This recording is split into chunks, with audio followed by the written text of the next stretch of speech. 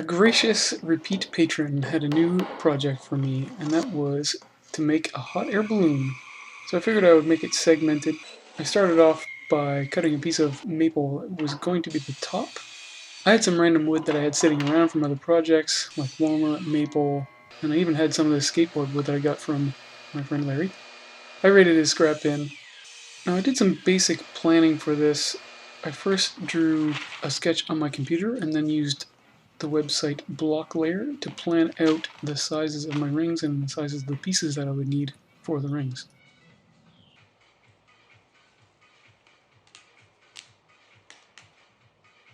I glued all the rings up, putting dowels between them.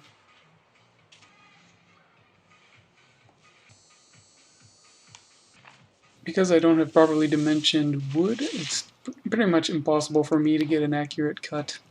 So I have to glue them up in half rings and then sand the faces so I have to glue them into a whole ring.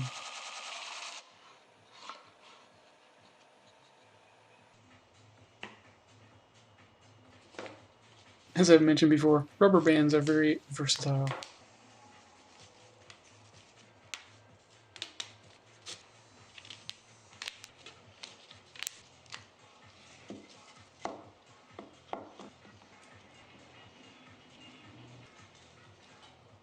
While the glue was drying on the segmented rings, I turned the first piece of maple. I basically wanted to just put a tenon on it and make it round and flatten one surface. I flattened the surfaces of the rings on the disc sander in order to get a good glue up. I glued the blank up in 2 halves, and then once I turned them I was going to glue them into the whole balloon piece.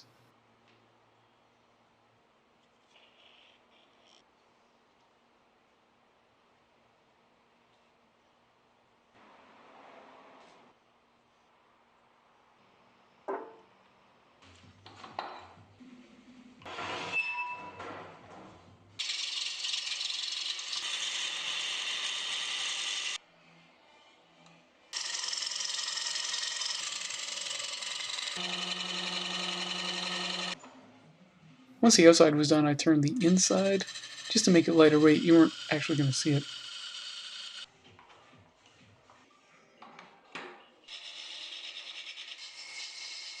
I simply eyeballed the outside diameter of each piece in order to glue them up. I was going to sand it off later anyway.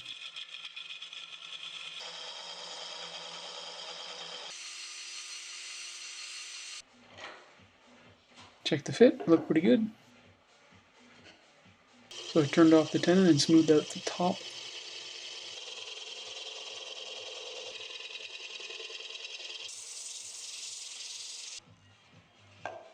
Then I turned the remaining bottom portion, and this was really difficult. I was getting so much vibration. It was very difficult. I had to take microscopic cuts.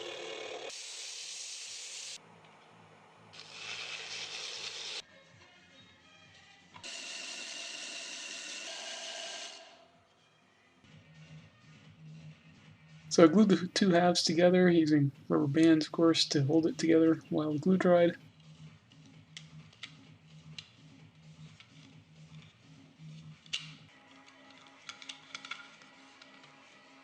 While the glue dried on that, I had to make the little gondola portion. I basically made a tiny bandsaw box.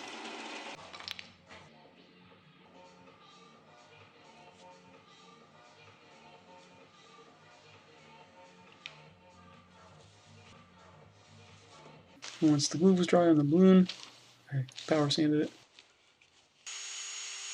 Drilled a hole in the top because it was going to be a hanging piece. And I had the idea that I could use the back of this reclaimed chair as the frame to hang it.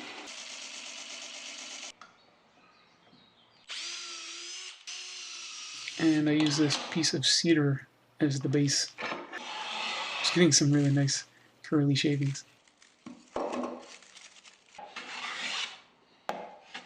I brushed off the bark with a wire brush.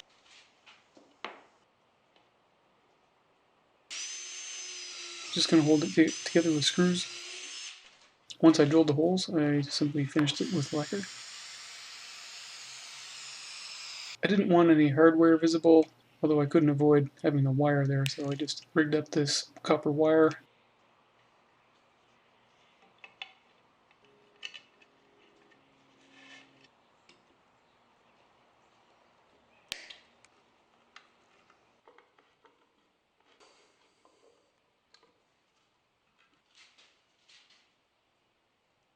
To hold the gondola on, just simply cut another piece of copper wire using 5-minute epoxy to glue it to the bottom.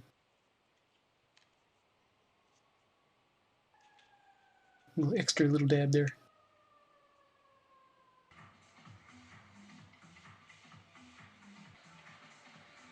To hang it, I used another piece of copper wire. I don't know why I bothered making this little dowel thing. I could have just tied the wire in a knot.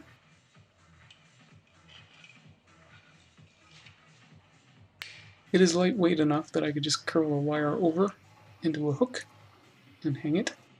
Once the epoxy was cured on the bottom, I simply bent the wires into a Y shape, and it's just held in there by friction. So I posted this to Instagram, and I was honestly surprised how popular it seemed to be. The patron loved it, and they ordered another commission, actually. So thanks a lot for watching. See you again soon in Cammie's Garage.